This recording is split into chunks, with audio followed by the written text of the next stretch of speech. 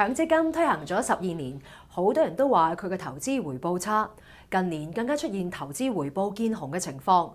點解佢嘅投資回報會咁差嘅呢？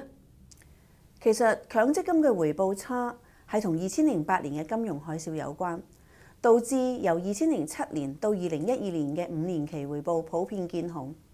但係如果你將呢個比較嘅年期拉去到10年嘅話，只係有一隻基金見紅。如果話強積金嘅表現唔好，可能係一種錯覺。其實喺市場上係有一啲計劃嘅積金表現喺過去12年嘅平均每年回報就跑贏恒生指數好多㗎。打工仔要知道，唔同嘅強積金計劃佢嘅基金表現可以有好大嘅差距。就以港股基金為例啊，喺唔同計劃裏邊嘅基金平均每年嘅回報嘅幅度咧，係可以由3.6%到12%咁闊㗎。